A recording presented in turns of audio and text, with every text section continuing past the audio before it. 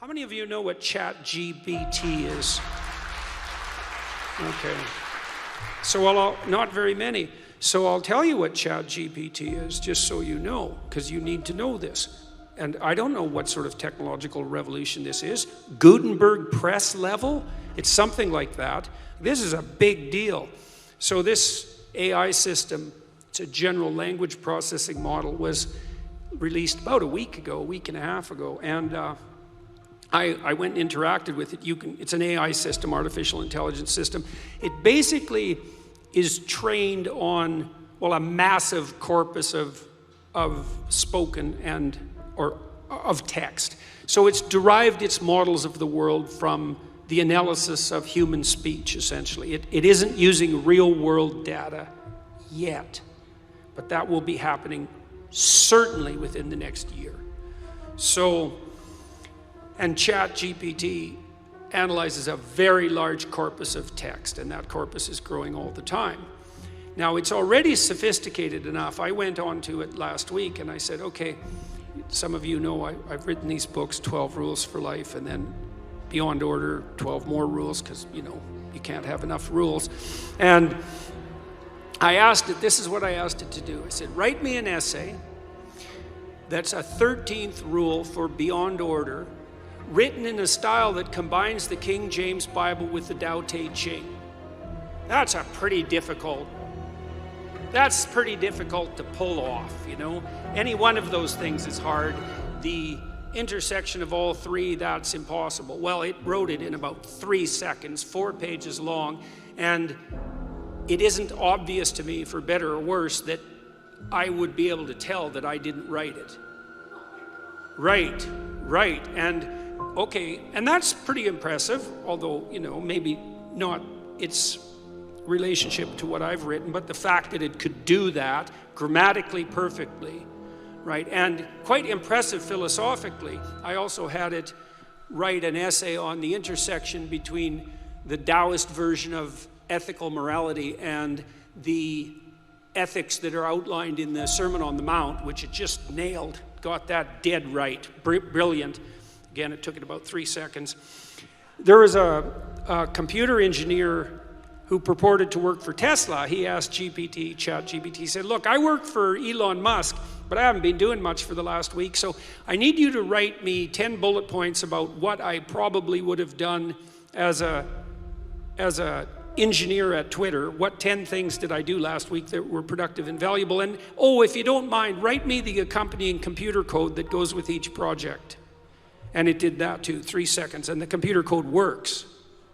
Right, and so, okay, so that's already there. So then a university professor did this. He thought, oh, that's interesting. Any student will be able to write any essay on any topic with ChatGPT. And someone gave it an SAT, by the way, and it scored about as well as the average student in a well-functioning public university. So that's how smart it is. So that's basically an IQ test. He said, write me an essay. Gave it a topic, wrote the essay. He said, now grade it. Said, if we can automate the students, we should be able to automate the professors too. And so it provided a complete, comprehensive analysis of its own essay with grade. It wrote, someone else asked it, write the screenplay and describe the characters for the next $900 million Hollywood blockbuster. It's like, bang, plot, characterizations. Then someone else took the descriptions of the actors and said, generate photorealistic computer images for each actor. And all the AI systems could do that. So I'm going to tell you what's going to happen next. This is going to happen this year. So get ready. Okay, so now we have an AI model that can extract a model of the world from the entire corpus of language. All right, and it's smarter than you. And it's going to be a hell of a lot smarter than you in 2 years. So you can get ready for that too. But it's not that smart yet because it's just a humanities professor at the moment. It doesn't test its linguistic knowledge against the real world. That's what a scientist does, right? You come up with a theory that's linguistically predicated and then you throw it against the world and see if it sticks. And then the world tells you whether or not your linguistic construction is valid. But the new AI systems will be able to extract out patterns from the world itself, from images and so forth, and then be able to test their linguistic constructions against the world, and so they'll practice just like scientists. And the most advanced models are going to use text and image and action as well, because they'll be able to model human action. And all of that's going to come down the pipes within the next year. So hang on to your hats, ladies and gentlemen, because what did my friend Jonathan Pajot say? Giants are going to walk the earth once more. And we're going to live through that, maybe. So, anyways. In terms of our rights, though, yeah. that is not a bad development. Well, we'll see. I mean, Elon Musk, one of the things he's working on, he thinks that the world will be controlled by whoever produces the most functional AI system the fastest, because there'll be a first mover advantage. And one of the things Musk has been working on for a long time are distributed AI systems, so that you'll have your own artificial intelligence to protect you against, well, let's say against Google's artificial intelligence, for starters. Yeah, or the CCP's artificial intelligence, because you can bet your hat they're working on that about as fast as they possibly can.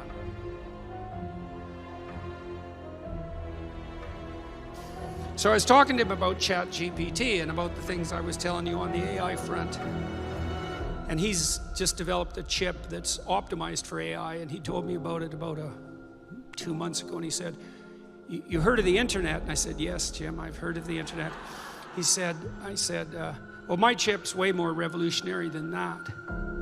And he's designed all the chips in your iPhones, by the way, so this isn't a person to take lightly, and all the chips that Intel used. And then he went to AMD and made a bunch of chips that competed against his chips at Intel successfully. And then he went back to Intel and made a bunch of chips that competed against his AMD chips. And this is Jim. And so he's been telling me what's been unfolding on the AI front. Jim Keller, you can see a podcast I did with him recently with Jonathan Pajot, where we were trying to sort out whether AI is the rough beast that's slouching towards Jerusalem.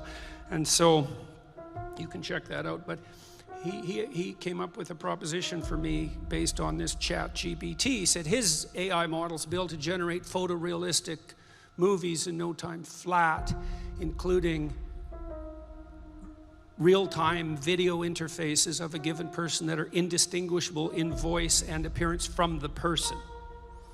So he said, why don't we build a replica of you and then train it on everything you've said and written, and then you can interview it on your YouTube channel. And I said, well, how long will that take? And he said, about 3 months. Yeah, no kidding. No kidding.